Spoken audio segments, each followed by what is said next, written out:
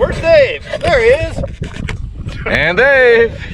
Behind the camera. Hey, doing something different, folks. Today we're out here on Lake Kenansville with Jerry out here. If you're looking for a trip, awesome time out on the boat. This is the place to be, on this boat with this captain, having a blast out on this lake catching fish. So what you're going to see in this video coming up here is a rundown on how to set up your rigs for shiner fishing. Yeah, shiner fishing. Why am I saying this stuff? This is your job. Yeah, this is your business. Yeah, let me tell us about what we're doing. So we spent a little time out here this afternoon on Lake Kenansville. We did a little shiner fishing.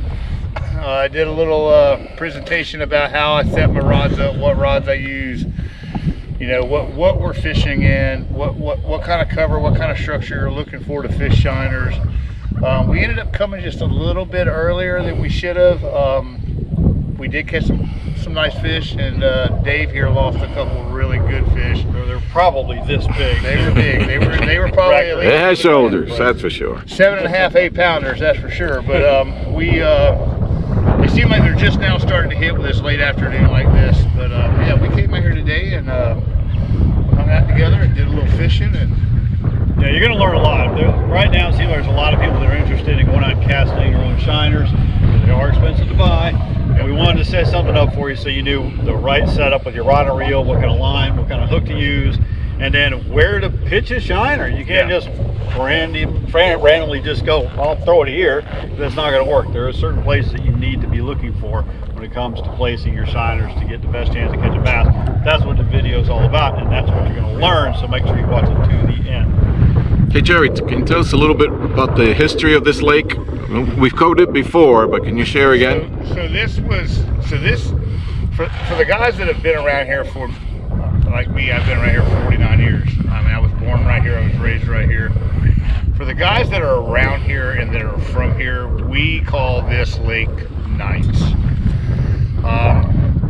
I would guess that the correct name for it is Lake Kenansville. A lot of people know it by Lake Kenansville.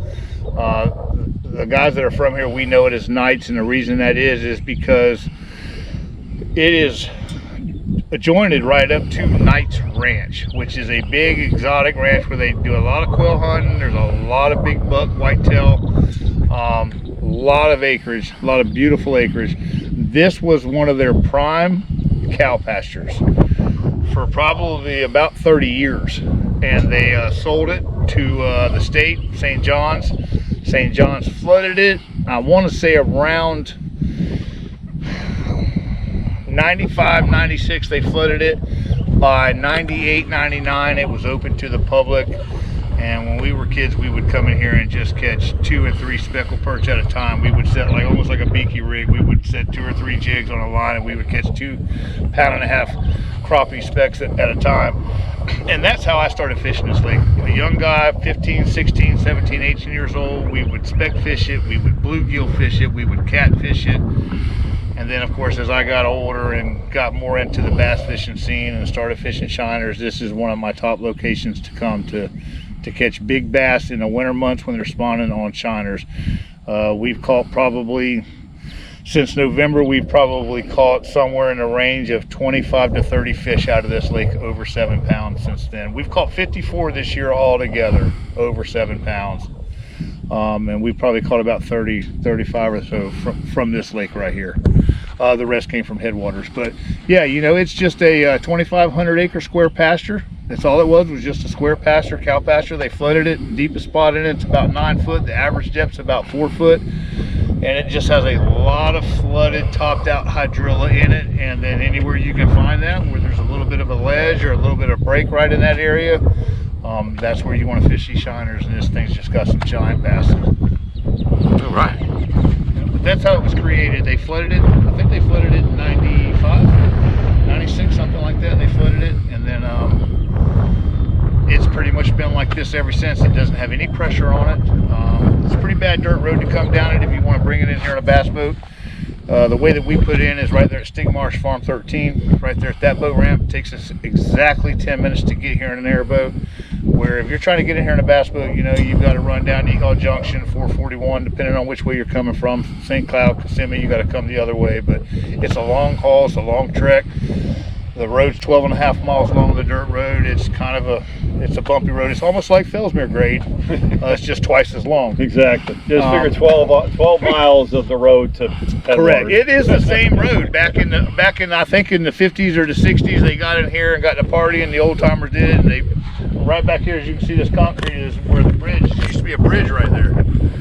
So now we call it the Burnout Bridge. And the game wardens, biologists, St. John's, they still use these roads to to go from wherever they need to go around here. But it's always been a good lake. Never been any pressure on it, especially with Headwater open now. I mean, you come in here if you want to make that trek down that dirt road, and you come in here and you want to fish. It's like right now, we're looking out here. There's just absolutely no one in this lake. Nope. So one guy out there today. Yeah, one guy, one boat in the whole afternoon. And it's got, as far as I'm concerned, it's got some of the biggest bass between Osceola, Beaufort, and Indian River County. It's got, I think it's one of the best big bass lakes around this area, and just nobody bothers it. It just stays untouched. Give me a call, I'll bring you in. That's it. All right. Information below. All right, so we made it out to a spot where we're going to talk a little bit about, as we mentioned in the intro, the right setup, the right hook. Here's a good point of that, and the fact, what are we looking for when we're going ahead and pitching these shiners out in the water? Because you can't just throw them anywhere and expect to catch fish. You got to look for certain structure, certain vegetation. So we're going to go ahead and jump right into it. Let's get started with what's your setup here that you like to use personally, because I know you're a big fan of just taking off when you don't have a trip, and as well as when you have people out. So what I typically like to do is we'll just go ahead and start right from the ground up. Is I use a 7-foot, 7.3, 7.6 is even fine. A medium heavy action rod is what I've always used, and then in this winter I've kind of went to more of a medium, and it seems to be it's a lighter tip, so I don't feel like I'm pulling the bait out of the shiner, or pulling the shiner, the bait out of the fish's mouth as much, and it seems the hookup rate seems to be a little better. But still, I'm still at a 7-foot medium heavy action rod. I like to use these reels right in here, these Sidonias, and they're made by Shimano. They're a little pricey. They're around $100 a piece, but you can Fluger 3500, any kind of Daiwa, Abu Garcia, anything like that in a 3500 or a 4500 will work. I probably go a little extreme with the line. I go to, you can get away with 30-pound test line. I like to use braided line, only braided line. I don't tip it with fluorocarbon or anything like that. I go right straight to the circle hook with the test line that I use. I like Power Pro. I use a 50-pound test. I believe it's a 1650, a 16-pound diameter, 50-pound test line. I was using 1230. I find that to be a little better if you're artificial using, if you're working worms or doing something like that with an artificial bait. The 30 seems to be a little better. It's easier to cast farther. But with these shiners, I like to use a heavy line. You get these really big fish in this matted up grass that we're in, and you just got to have something that can really just turn them around and pull them out of there. What's the range on the fish size there? I mean, what in this do lake, people expect? When you're out shiner fishing. So if you were in here in Kenansville on a day and you knew where to go, you knew where these fish were, traveling patterns and where they were moving around at and where they were bedding at, you can catch fish in here anywhere from 5 pounds to 12. Okay. On any given day. I mean, your average fish in here, I think, is 3.5, 4 pounds is average. I mean, it's not uncommon at all for you to come in here every time that you give a guide and somebody catch a 7.5, 8 pound fish. I mean, this place has just got a lot of big fish and shiners. I feel in a winter month, that's your best way of moving. That's the best way to give a customer what they're wanting. Try to catch these fish on big shiners. And even if you're out on your own, if you casted them somewhere, you brought them over, you're fishing, it's kind of what they expect is 3, 4 and on up. Okay. Yes. All right, and that's not overkill. 3, 4 pound fish. It's not at all. I mean, no problem. It is what it is.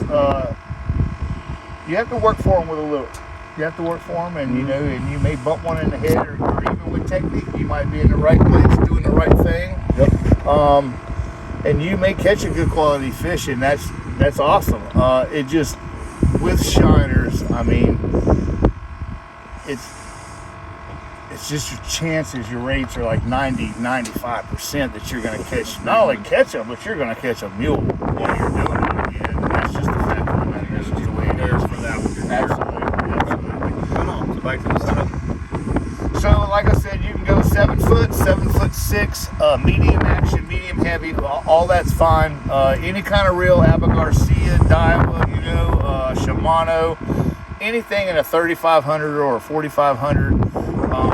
Smaller numbers now, the reels are bigger than they used to be. You used to get a decent size reel, like 6,000. Now you can buy like a 3,000. That's the same size as the old 5,000. So, you know, they got a lot of reels out there on the market, but you don't have to get carried away. You don't have to go, you know, blow the whole bank on it. You know, just normal. You know, you can get your gear at Walmart, Dick's Sporting Good, anywhere like that. They'll have what you need for this. And then, you know, Moving on to hooks then.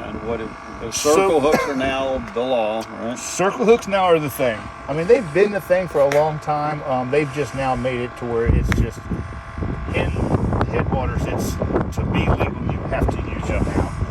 I've been using them for years, and I've tried every kind that you can imagine. What I'm using now is called a Demon. It is made by Mustad. It is a Ultra Point series. There we go. It's a 5/0 hook, and like I said, the name of it is Demon, and it's made by Mustad. And this is the 5/0. They have them in 3, 4, 5. I find this 5/0 to be, you know, the best hook. It's still a small hook, but that's the hook right now that I'm using. And I mean, I just think the hook rate setup is way better on this hook right now. Yeah. So that's the hook that I use. So you got a bobber on there. Then you got a bobber. Now, depending on what time of year it is, it's going to depend on how far you set this bobber above that hook.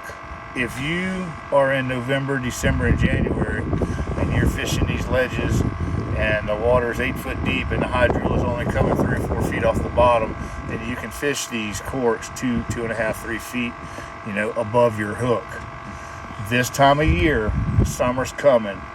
I'm sure you guys have heard Dan talk about it.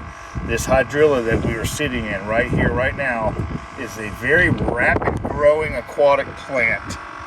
And places that I could fish 3 or 4 weeks ago, I can't even get my flats boat in there now.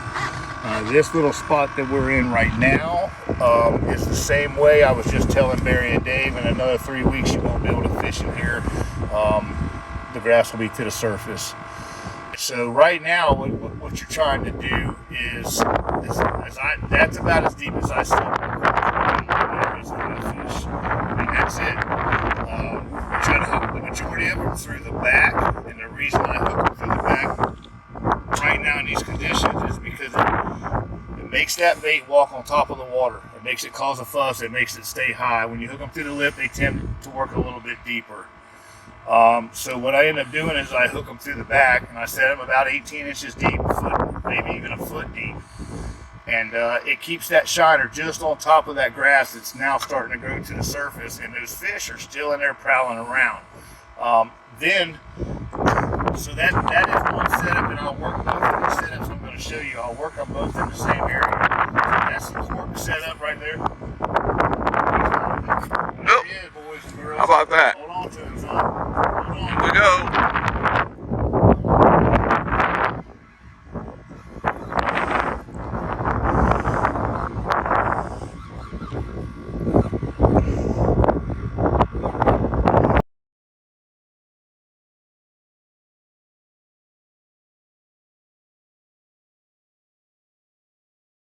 That's some shiners. Get that little thing in here, man. That's last year's fit. All right. So yeah. So let me get this fish up here.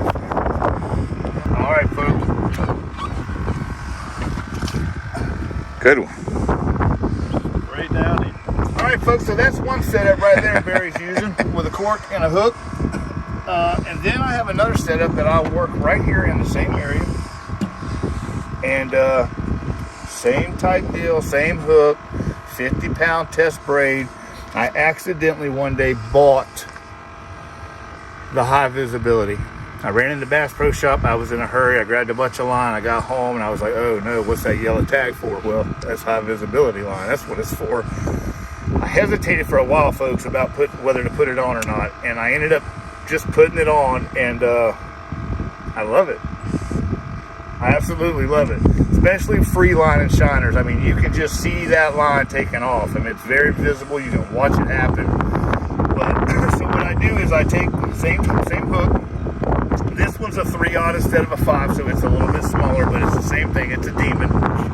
50-pound test braid, right straight to the hook. And then what I'll do is I'll take a shiner, which I'll show you right here. I will go ahead and show you what I'll do. All right, so what we're going to do here, same deal as we do with the cork, because the water is so shallow in here and the grass is so high to the surface. We're going to take this shiner and we're going to hook him right here behind the back, right behind that dorsal fin. We're just going to hook him just like that. We'll take him down there and let him kind of get his bearings about where he's at. And then we'll take that shiner and we will pitch him right out there in the open with nothing on him. And kind of make sure he's where he needs to be. Get all the slack out of your line. Then just open it back up and then just set it down, and then if that fish grabs that, you'll see that line peeling off of that reel, and you can pick it up and you can get him. I catch a lot of big fish this way. Just don't forget to open your don't forget bag. to open it, because if you forget to open it, you'll be making a unscheduled appointment at Bass Pro Shop to buy another rod and reel. And I know this from experience. I've lost some like that. Buying new Halo rods from American Bait Works. But right now, plug. Headwaters 15 signature discount. But basically about the water area that we're fishing in and what we've got is, this was a cow pasture. For many, many, many years it was a cow pasture. It's pretty much 2,500 acres of, it's just square. It's just a square 2,500 acre lake. The deepest hole in it's probably 9 feet. The average depth in this lake is about 5 feet, which is remarkable if you consider how many giant fish. If you go to Kenansville Big Bass Registry and read that on the internet, you will lose your mind how many giant fish have been registered from this lake right here. Multiple in the 13 and 14 pound range. Big ones. Let me ask you a question. Why did you throw the bait this way, and why were we fishing over? So out here, what I do is, what are we looking for once we go through this? Now, where do we fish? So this, as you can see in front of me right here, this is hydrilla that has grown to the surface from the bottom. This hydrilla started growing in here around October, and it continued to grow at a slow rate, and then during the winter it stalled out, but it stayed like it is. So this big bunch of hydrilla that's right here, the wind hasn't blown it out, nothing's destroyed it in about 10 months. So it's been here long enough now that fish are taking residency in it, and they prowl in and out of it. It's like a neighborhood in there, and they prowl in and out of it all day long. And right on the edge of it, the water's only about 2 or 3 foot deep, and they come out here and they prowl in these corners and these pockets, and they ambush these baits that are coming through here, the bluegill, the shad, the shiners, some of the small tilapia, even as you guys up north call them crappie, we call them specks. So they even eat those fish. I mean, so they're just in here basically ambushing bait around this matted hydrilla to the surface. You're on a flat. Several months ago, it was a spawning flat. I've caught multiple fish here in the last couple of weeks in a 9 pound range, still loaded with eggs. So they're still in here on these flats spawning, a few of them.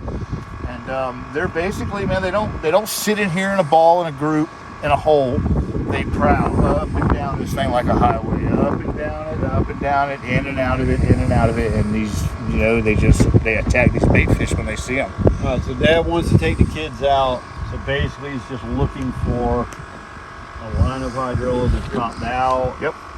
You've got to, well, it's got to be topped out. Yep. But you've got to have some kind of depth to the water that's adjacent to it. You can't have it topped out and then the water be 4 inches deep. Right. I mean, it needs to be topped out, and when you look off the edge of where it's topped out, right where that topped out, right where that hydrilla and all that, whether it's hyacinths, whether it's cabbage, whether it's hydrilla, anything that's matted up like that, man, and it's mated itself into a, you know, a stationary island. The very first thing you want to be able to see when that thing stops is you want to be able to see open deep water next to it. Now, whether that water deep being 3 foot, it could be only 3 foot deep. Right. But you got to have some kind of cliff, some kind of drop off where those fish can feed back up underneath that thing and live, and then they come out and ambush that bait. Gotcha. So that's what you're looking for. Anywhere you get, but you can see places that are matted like this that aren't any good because the area next to them 8 inches deep. Yeah. In here, in this little flat that we're in right now, it's about 3.5 and 4 foot deep, man. So them fish come in and out of that hydrilla, man, and they prowl in here in these 3 and 4 foot deep flats, and they just attack bait when they see it. Okay. Good. I think that's a good rundown on the basics of rod setup, reel, line, hook, bobber, where you want to fish. Now all that's left is when somebody's like, I don't trust myself in making good decisions. I really should find me a good guy that knows what they're doing. How do they get hold of you, Jerry? No, I know a guy. Know a guy? I didn't know a guy. How do they get yeah, who would that be? That would be Vero Beach Big Bass Fishing Charters. That's me, owned and operated. But you can find me on, I have a website that's www.verobeachbigbassfishingcharters.com. All your information will be Yeah, right here. right here. Right here. Okay.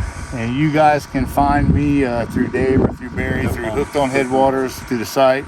But yeah, get a hold of me. And like I said, I was doing a video the other day, and I think I mentioned it. We're right now getting ready to start doing some really big artificial trips for the summer. Early morning, late afternoon trips, you know, daylight until about 11. And then, you know, about 4 o'clock until 8. And start doing these early morning, late afternoon trips. These fish coming in out of these deep holes, up in these flats, chasing bait, getting there with some hot water plugs, you know, anything right now, you know, we could during the summer to get into those, you know, there are smoogs and frogs and buzz baits and, you know, just anything like that's going to be good. So we're going to be doing some trips like that, and we're just going to stay steadily at it. Cool. And he's deep and hooked or something else. I've been just sitting here just. Yeah, they're sharp. Yeah, and they have a unique little thing. So this is something that I learned a long time ago, I've and never I don't seen know a if circle hook. I could be wrong, but to me, The offset circle. this right here, just this kick in right here, is what makes a circle hook. Yeah. It has nothing to do with the gap. It has nothing to do with the bend of the circle. It has nothing to do with the way it's set. What makes a circle hook is that right there, and that's it. There's a million different circle hooks. There's a million different offsets. There's a million different gauges of steel, but they will all have that right there. That right there is what makes a circle hook a circle hook. That right there. And it's crazy to think that a hook that small will hold a fish 10.5, 11 pounds and all this structure and grass. But I'm gonna tell you right now, bud, you tie a truck to that thing. I mean, that is not. They make good hooks. Mustad makes really good hooks. All right, very good, Jerry. All right, brothers. We're going to go ahead and wrap this up. Now we're gonna catch some fish. That's right. We'll see some. We'll be adding in some pictures and stuff from later on today as we're catching more fish, and keep you all posted. So with that, hey, make sure you like, follow, subscribe, and hit Jerry up for a trip. And give me a call. I can take you to Headwaters in the flats boat. Headwaters Farm 13, Forks Marsh. We can do an airboat deal. You can come out here and fish in the airboat with shiners. Whatever you want to do. Just give me a holler. right on. Good. Hey, just want to do, as we always do, give a shout out to Davis House Inn over in Sebastian. They're one of the best places to stay when you're coming into this area to fish. Really nice rooms, electric hookup, wash down your boat, right on the water, right next to Jerry's, one of his most favorite restaurants, which would be the Crab Stop. It's his highly recommended place to stop for dinner. You guys have never walking distance right down there. We're giving them a lot. If they're listening, we're giving you a lot of plugs. We expect the free meal. You come to Crab Stop, boy, I promise you. You'll be glad. It's just unbelievable. It's the best seafood I've ever had in my life. Great place to stay, right on the water. And if you want to do something different, make sure you get a hold of Dave, because that is one of his locations he launches out of for fishing trips in the intercoastal. You want to do a little saltwater fishing. You know, you're looking at trout, snook, redfish, Flounder.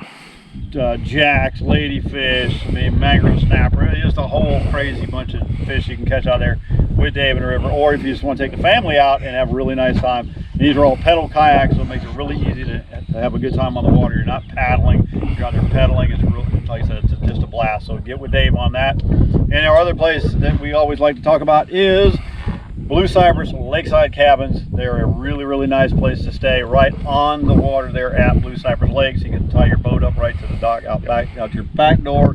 Get up in the morning, have a little breakfast, get your coffee, go out and sit back, drink your coffee, drop down your boat, take off, go see a beautiful lake, catch some fish, and have a great time out there. So make sure you check out one of those two guys, either Blue Cypress Lakeside Cabins or Davis House Inn. You're not going to be disappointed at either of those places. There you go, folks. Keep an eye out for some shorts that are coming up. We got some cool little shorts coming up. We got a big announcement coming up this week when it comes to bait fuel, and then we're going to be doing some giveaways. So make sure you keep an eye out for that.